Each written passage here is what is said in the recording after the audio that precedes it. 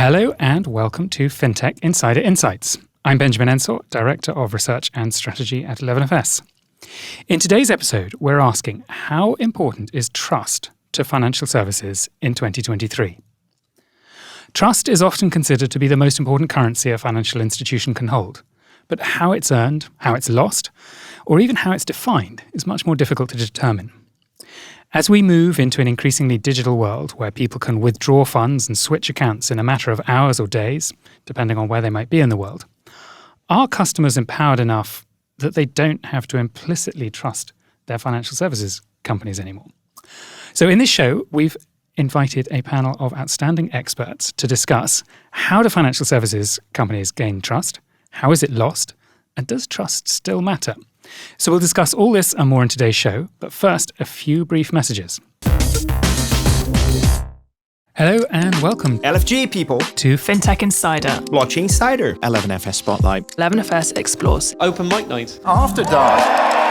Through our podcasts, videos, newsletters, and live events, we have a direct line to a truly global fintech community. So if you're looking to sponsor and collaborate on content that connects with everybody from fintech beginners to the biggest VCs, then chat to our team at sponsors@11fs.com or visit 11fs.com to find out more. Long live the community.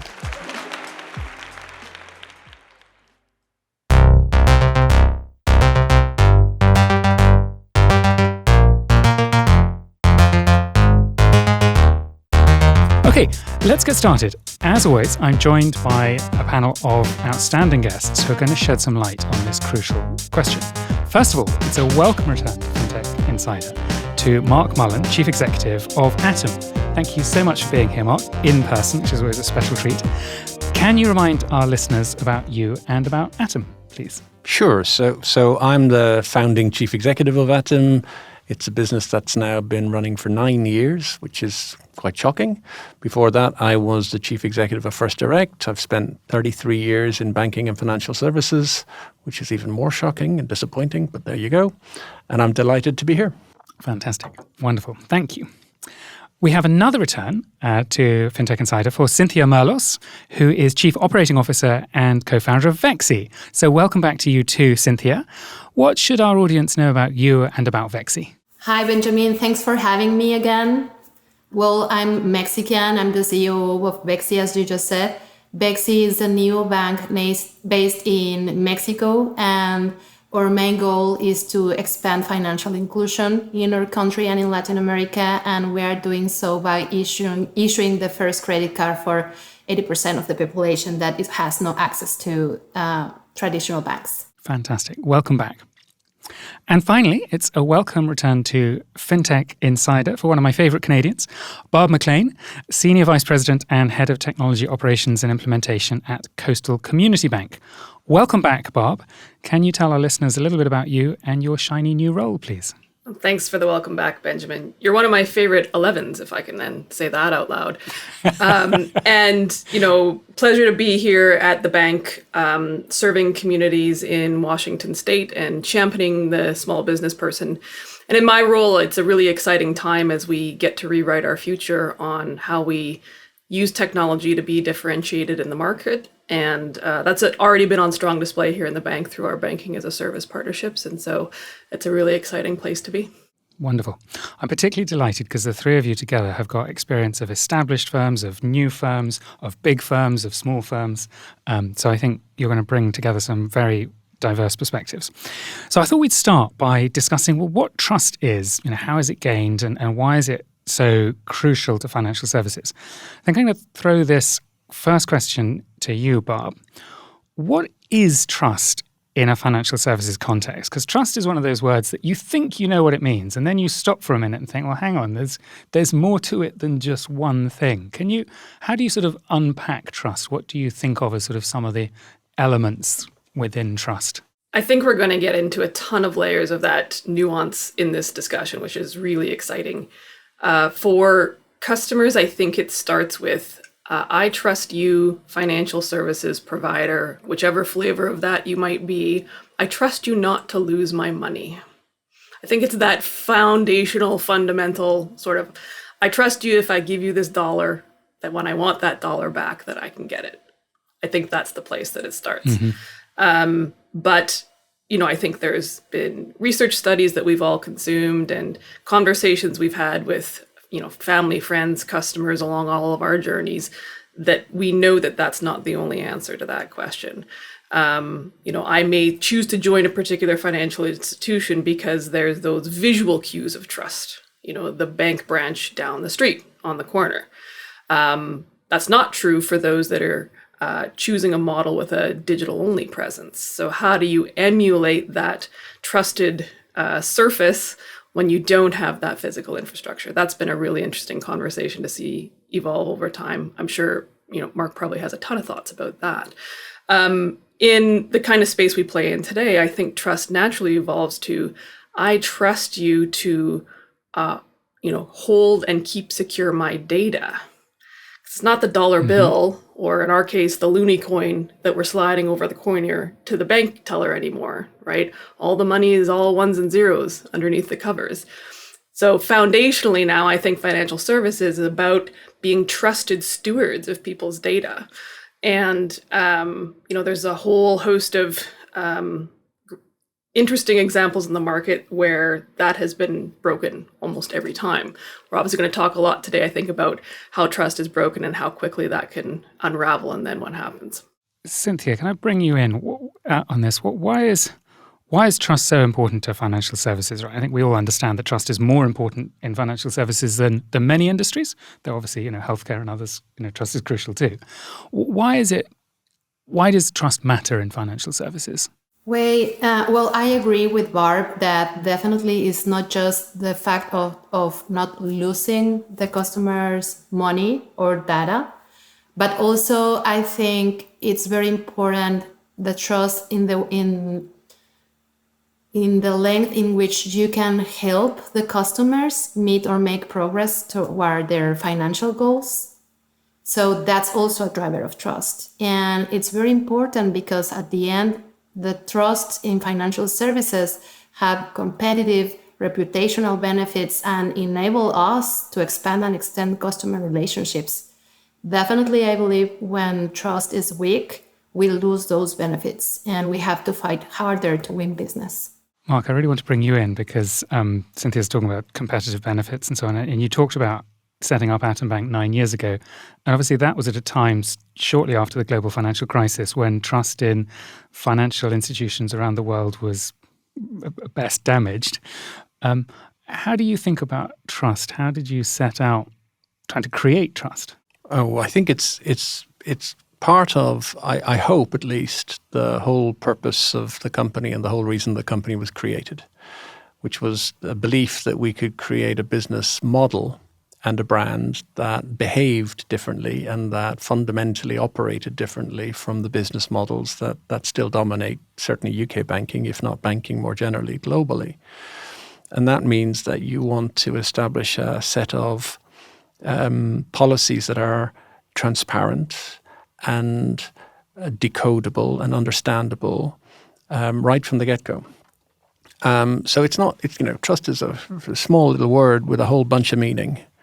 And some of that meaning is about behavior, and some of that meaning is about reputation, and some of that meaning is about longevity and familiarity and scale. Big things seem a bit more trustworthy than little things, for example. New things seem a little less trustworthy than old things.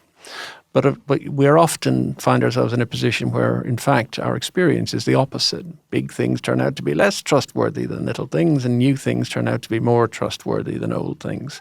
So what you've got to try and do is to really have a belief set in a set of policies and processes and behaviors. What are you going to do to make money? Because that's what the purpose of business is at one level. And what are you not going to do? And it's really difficult to make an honest buck in banking. In other words, it's really easy to make a buck at the expense of somebody, but it's really difficult to make money with the cooperation and support of somebody. And we're obviously trying to do the latter. I love that distinction you've just drawn. That's such a great distinction that many people miss.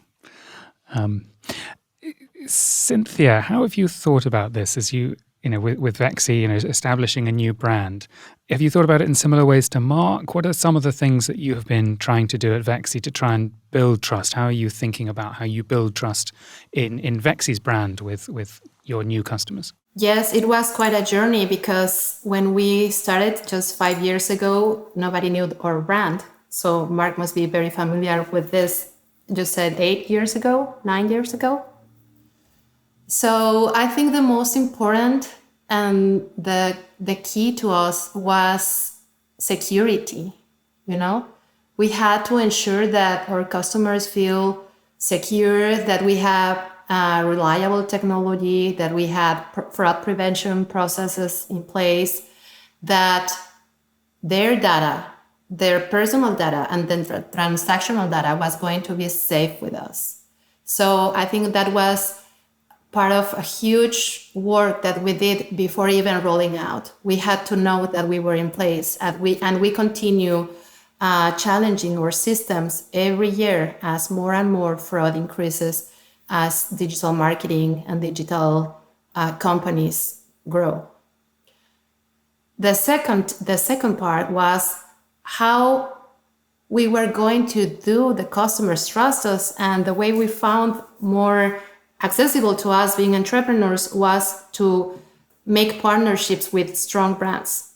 So we started working with other affiliate networks in the country that had very serious and very respected web pages where they evaluated different credit cards at that time. So by partnering with them, we wanted the customer to say, hey, if I find this new credit card brand in this company that I trust, then it must be trustworthy, So that was the first path, but then we had to really earn it. Also, we have to be very accessible to them because we are targeting a population that has different levels of knowledgement and sophistication of how to use a credit card. So we wanted to make sure that they can easily contact human channels.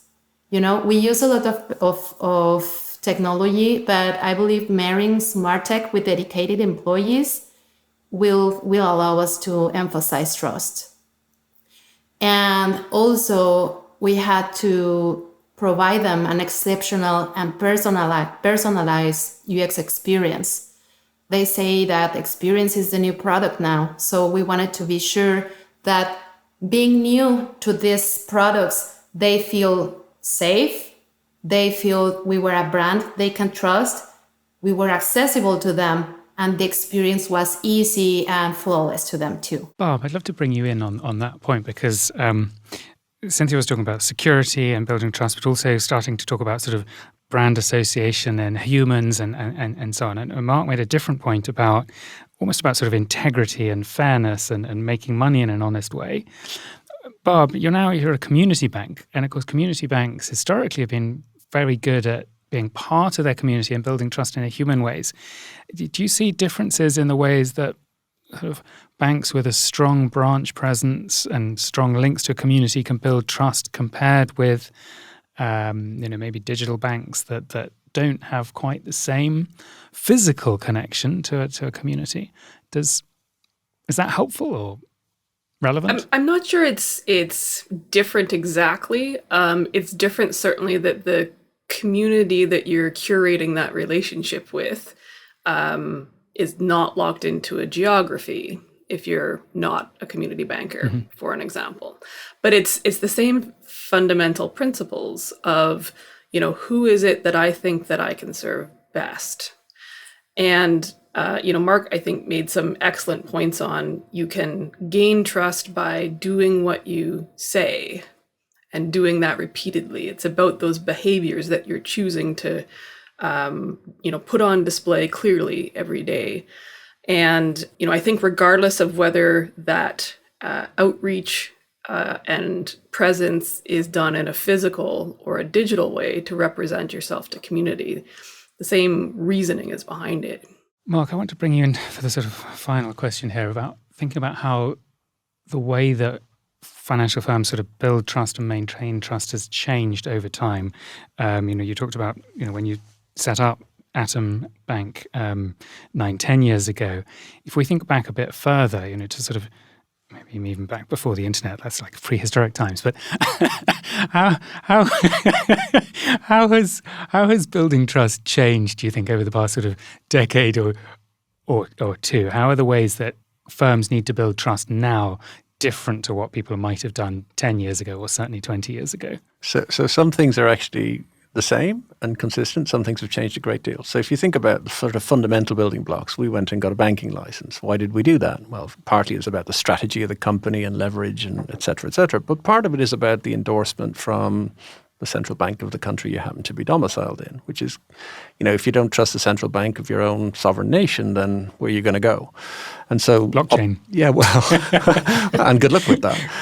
So in part, there's an orthodoxy about that, right? Which is it's a discipline, it's an expensive process, but ultimately you get to borrow some trust, rent it, if you like, for the period of time that you've got that license attached. And there's a secondary issue that creates, which is about access to the insurance scheme, which is in our case is the financial services compensation scheme, so that if the worst should happen, then your depositor's money is protected. And that's just pragmatic, okay? But it matters to the earlier point that Barb made, which is, don't lose their money. It's a pretty sacrosanct promise you're making to customers if you're taking their money in the first place. Let's be really clear about that. And so there's lots of things of that nature that still remain valid today and would have been valid 30 years ago. What has changed is how you manage your reputation, because your reputation can be much bigger today than perhaps it was in the past. If you think about there used to be I don't know whether it was real or not, but there used to be sort of, a wisdom that said a complaint will be shared 10 times, but a good news story won't. And so you're trying to minimize complaints because then people's network would be, almost exponential in its damage potential. Now it's not exponential. It's like, oh my God, universal. So if you do something wrong in the business, in a social world, in a socially connected world, it can, quite a small problem can become a catastrophic problem almost in real time.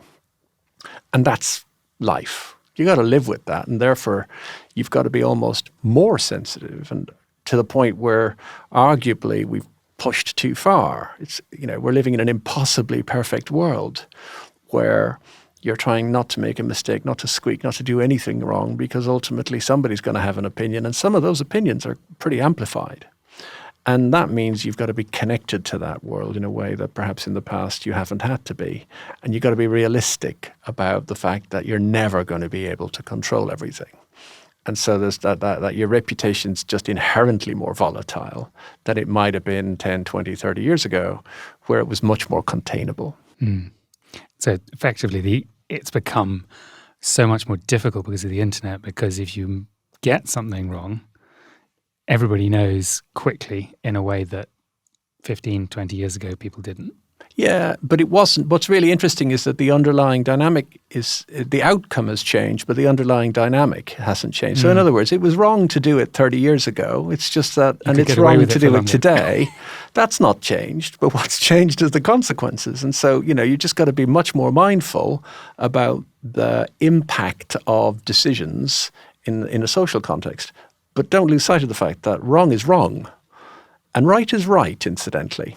So you can, it does have an upside, and you can use media today much, much more powerfully to talk about a broader range of agenda items and good things too. So let's move on to focus on how trust can be lost. So having talked about how to build it and how to maintain it, let's think about, well, how does it get lost?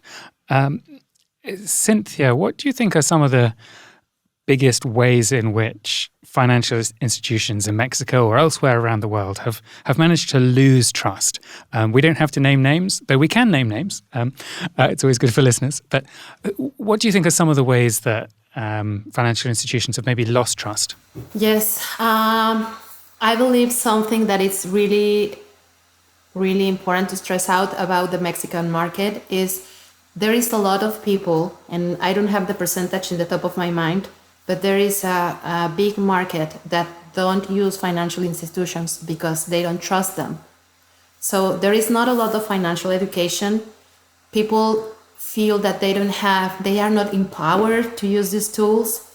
And what is been happening for years and years is the financial institutions use terminology and data that is hard to understand to the public, So what people think is, I don't want to go to the bank because I feel they are going to take advantage of me, The small prints, the information that is hidden. I remember that when I was building Vexi, I don't come from the financial area. I come from insurance. So when I first wanted to make our web page, when I first wanted to talk to our customers, I did a benchmark and I started to go to all the financial institutions and to see how they communicated the information to the customers. And it was so hard to me to understand what was the annual interest rate, something as simple as that, So definitely, I think that now that we are more digital than ever, that you don't go to a branch, you don't have a face that you will eventually get familiar with, you have to provide that information. You have to get it clear. And that's a way, not doing it is a way of losing the trust of the customers. And of course, breaches on your security or your customers getting to know that you use their data to sell it to somebody else is a reputational damage that I see very hard to recover from. Barb, I'd love to bring you in. The most obvious, most recent example of a bank suddenly losing trust is, of course, Silicon Valley Bank. Mark made a really interesting point about, doing good things versus doing bad things and so on.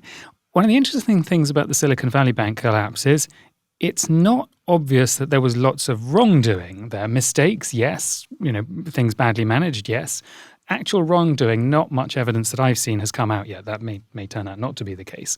Bob, what do you think happened there? Because clearly there's a collapse of trust between the bank and its community. But bang, woof, just went. I mean, what do you think happened there? I think this feels like a real-time evolution of which elements of trust are more important happening right in front of us all. This was not, I don't think, customers not trusting Silicon Valley Bank to lose their money, so quite different than an FTX story here. To me, this seemed more like, I don't trust you right now to allow me to access my money when I want to, or at the speed that I need to. I think that rush and contagion of, a purely digital run on a bank was more about, I need to make sure that I can access these funds when I need them versus I believe they're going to disappear. And I think that was sort of the pile on that happened is I better not be the last one out the door because let's make sure that I can take these funds, put them somewhere that I still feel safe that I can get at them in the timely manner. That appeared to be more, to me, what was happening at Silicon Valley Bank. Yeah, absolutely. We actually asked on social media, we asked you, our listeners, whether you think the public's trust in financial services has been shaken by the Silicon Valley Bank and Credit Suisse. It says collapses. I'm not sure Credit Suisse quite collapsed, but the scrutiny of Credit Suisse, let's say. And so, of those of you who responded, 63% of you said yes, you think the public's trust has been shaken. 30% said no. 7% of you weren't sure. Mark, how do you think about that? When you've got is there a risk of contagion when one bank does something, either something bad or something bad happens to a bank? What do you do at Atom? Do you sort of sit in a room together and say, okay, what do we do? I mean, how do you think about that sort of risk of a sort of wider impact? Oh, that's a very real risk. So you're seeing that materialize right now in North America. First Republic's in the news today. And obviously that's off the back of SVB, and there's been a whole bunch of other sort of rumblings. And that is why, incidentally, the US regulator has been very swift to step up and say that they're essentially guaranteeing deposits and they're guaranteeing the stability of the US banking sector, because that talks to confidence, and confidence and trust are very, very closely aligned when it comes to banking, and that's because of how banks actually work. There's an upside to banks. Your listeners may be shocked and surprised to hear that because banks are so often in the news for, troubling reasons. But the upside of banks is leverage, and that leverage is obviously fueling economic growth. And that economic growth matters to people's lives because it allows them to accelerate buying decisions and invest for the future. So that's what banks do, and that's what they're for. And if they're not doing that, then you really need to be scratching your head wondering what in hell's else name they're for. There's a downside when the benefits of that leverage are reversed, because leverage when it stops working, has almost an opposite effect. Highly leveraged businesses, when they get into trouble quickly, and ultimately that can be very disturbing, as you've seen in the case of SVB. And so contagion is something you've got to be mindful about. And the question becomes, okay, what do you do about it? Firstly, you run, in our case, a conservative and defensive business model. We're not a risk-taking bank in the sense that we've got anything exotic going on in the bank. We're very cautious, we're very conservative, and that's because we choose to be. We could make more money more quickly by being more adventurous, but that is ultimately not, I think, a sensible decision for a bank like ours, or frankly, I would say a sensible decision for banks. But even with that, you've got to accept that confidence in banks, as your listeners have just said, right, has been shaken by SVB and by Credit Suisse, and won't be restored fully until they see, over time, stability. You can't fake it. At the end of the day, trust is an experienced, I think Cinthia was talking about it, it's an experienced phenomenon. And it's recreated, reinforced, confirmed at every interaction, which by definition means that a single interaction can destroy it or damage it or shake it. And the trouble is, those setbacks take time to recover and restore. So we're not going to get over the sort of current disturbance in banking quickly. It's going to take time for people to think, okay, what does this mean? Does this mean something for my bank, for banks in this country, that country, the other country? Or is it a purely localized issue? And that'll take time, because claiming it is one thing. Proving it and being it, well, you can't accelerate that. It's a process. If I may add something, because you said something really interesting about how much risk you want to take.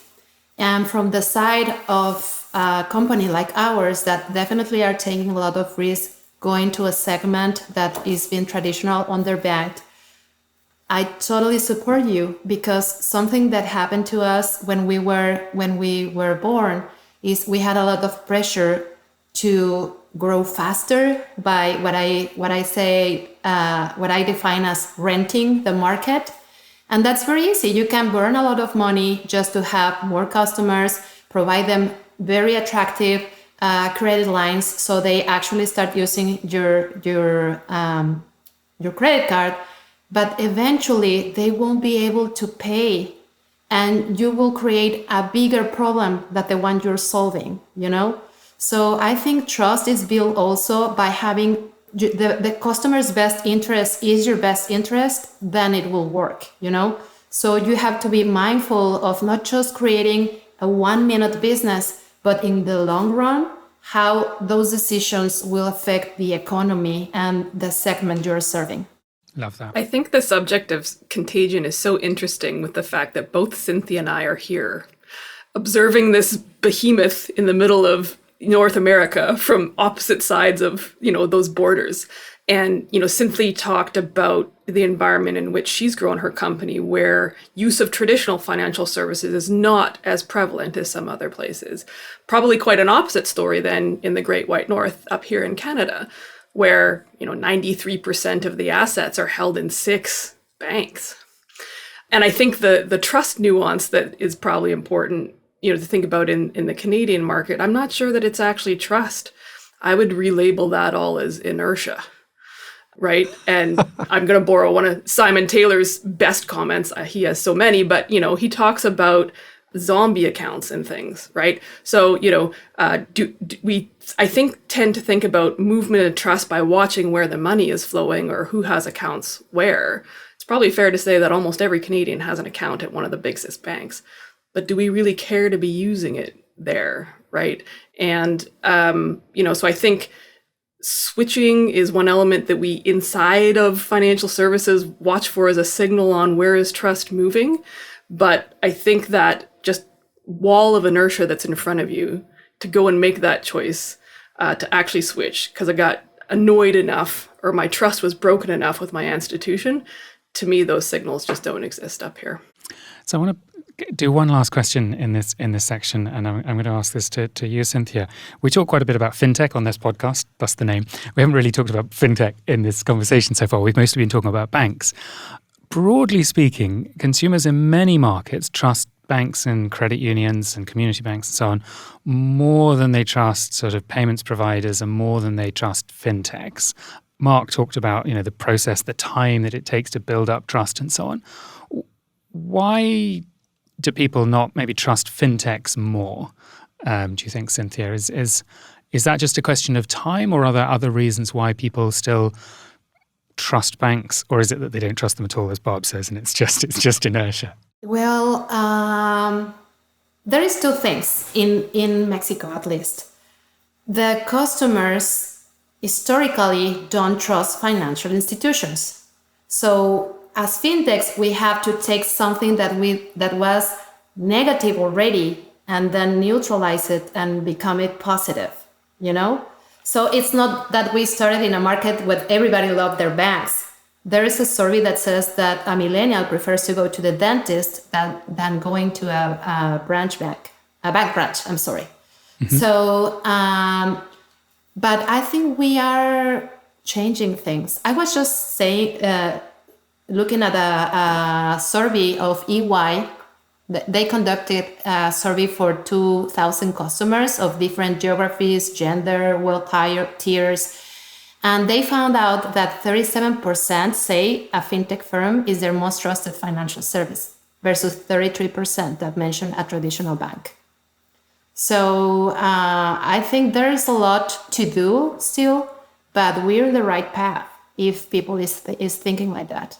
And the same survey said that 25% of Gen Z and 49% of millennials name fintech as their most trusted financial brand. Thank you. Okay, well, let's move on to our next section. And before we do that, we're just going to take a quick break, and then we will be back very shortly.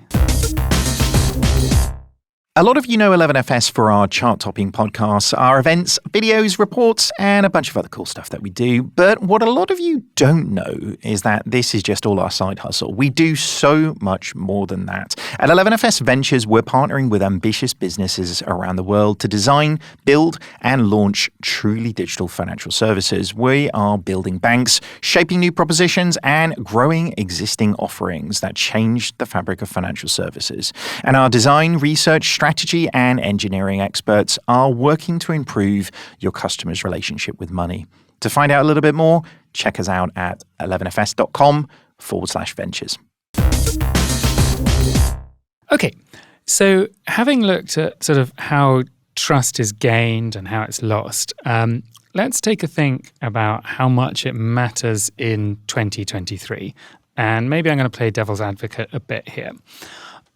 Barb, there are some customers out there who might say, I don't need to worry about trust. I can just find the best rates. I can shop around. I know what I'm doing. I just go find good deals. I don't really need to worry about whether I trust firms. I can find a comparison engine that can help me get the best rates. I'll move my money around. I'll switch it. I don't need to worry about who I trust. They're all the same. Do you think that kind of attitude of not worrying about trust is common? Is that right? Do you think people can afford to ignore trust? I think it's, probably their individual definition or what, trust resonates with them personally, what it means to them. I trust myself to do my own research, I think would be that kind of person, right? I trust myself to spend enough time that makes me comfortable enough to make my own decisions. And I feel well equipped to do that. And maybe that might be true or not, but right, as long as that resonates for them, I think that's great. And I think that's where a lot of successful companies have been grown. Rate comparison sites are probably a great example who have really focused on that kind of audience and made a successful business model out of that.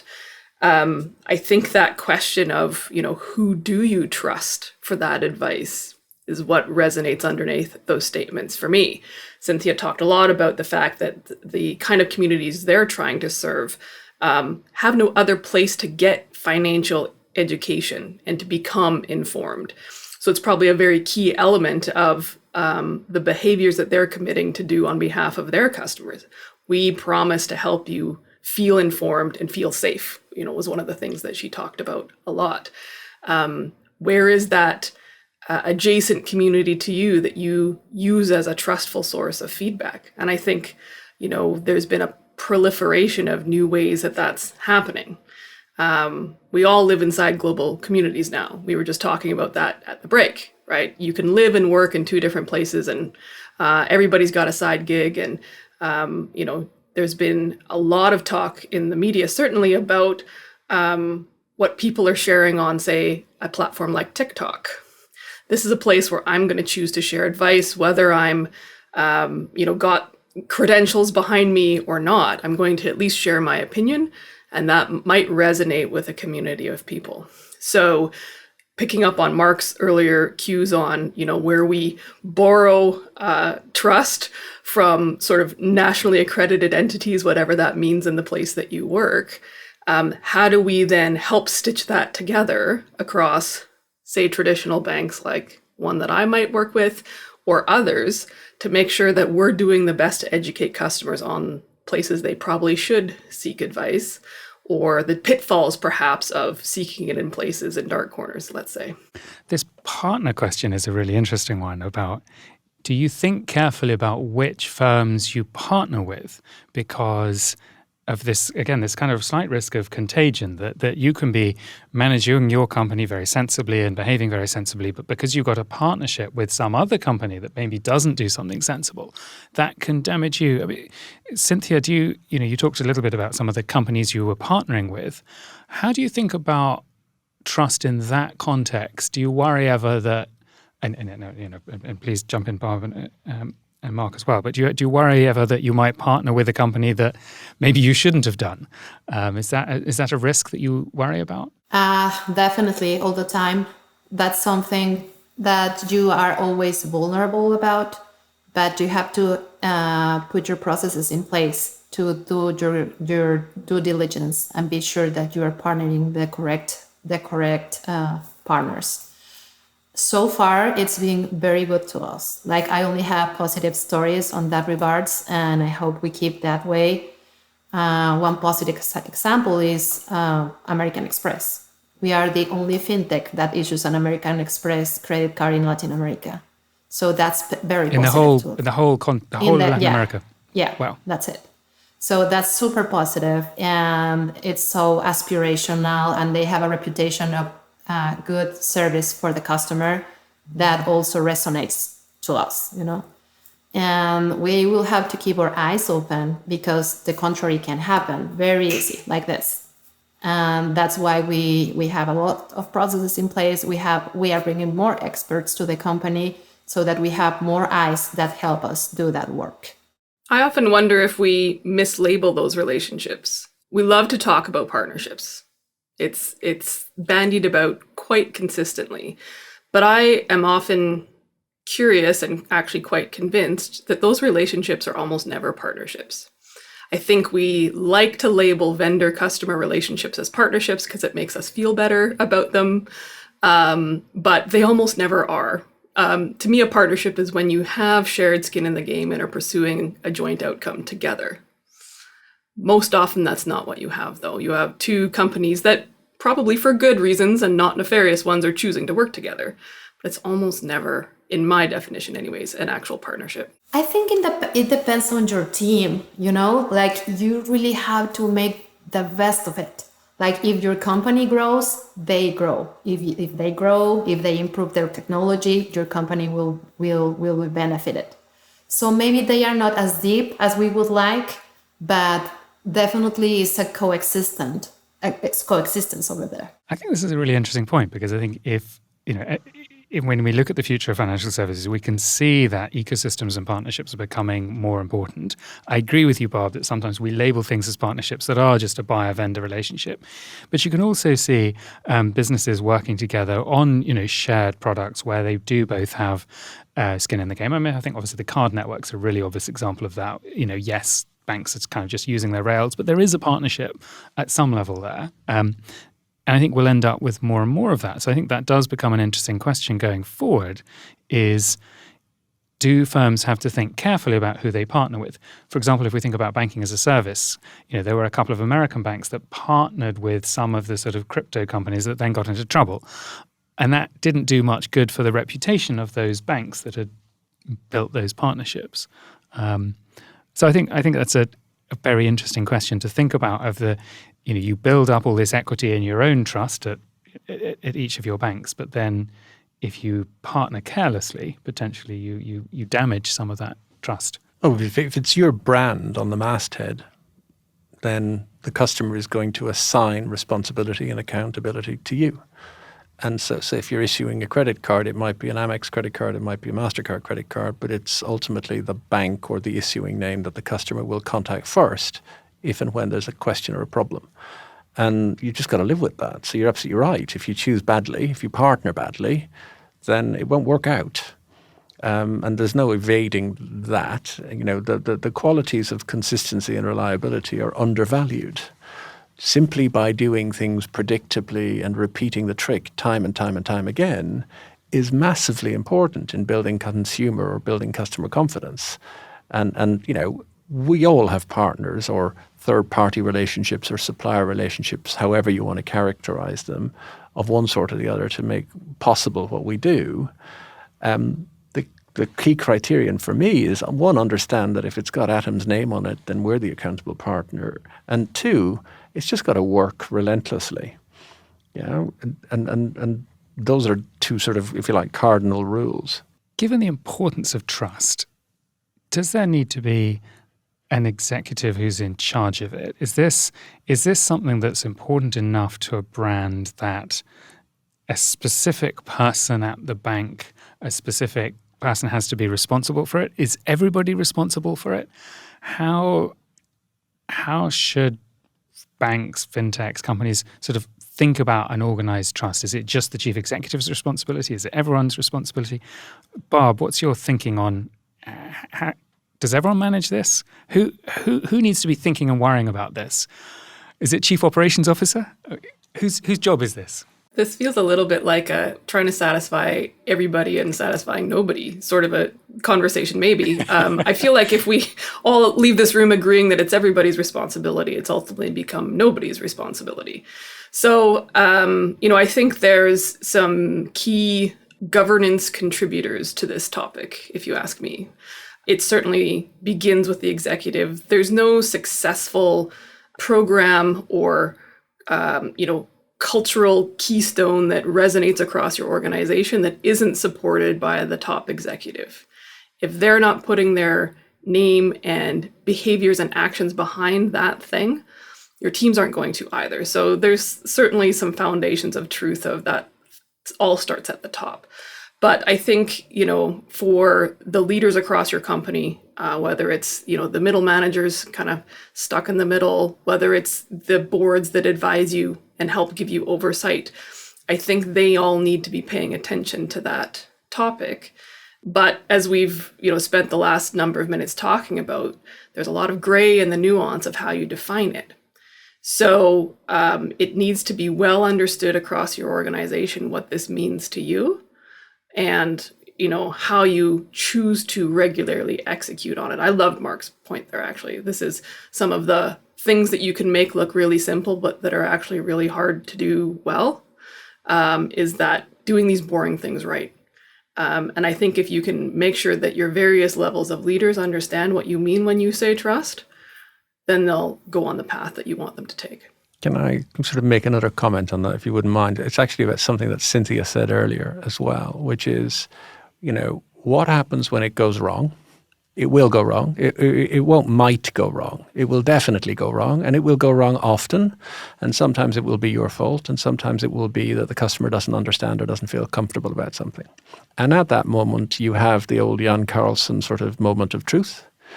And if you make it easy for the customer to get in touch with somebody, you're already halfway there. And if the person they get in touch with can actually fix their problem, you're more than halfway there. You've won. If you make it difficult, and then if you don't empower the person to fix the customer's problem, you're going to pay a disproportionately high price for that. So some people in some parts of your organization have a much more profound impact upon your reputation and trust than others. And I would have said that the CEO in that respect has very little to do with it. And some of the most junior people in my company have a much, much bigger impact upon our reputation than I do. Provided you have empowered them to do so. Absolutely. Yeah. We've got about a minute left.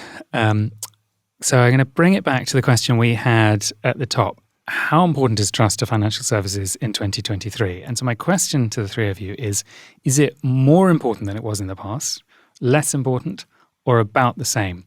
Cinthia. I think with the digital world we have now is more important. You don't have the human contact. So you have to provide a lot of hints of what you are doing to ensure customer security.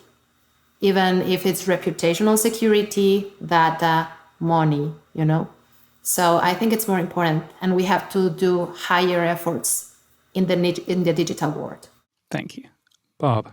Yeah, I would have to strongly agree. How do you all know I'm not just a cat on the internet here, right? We live in a completely different world than we ever did.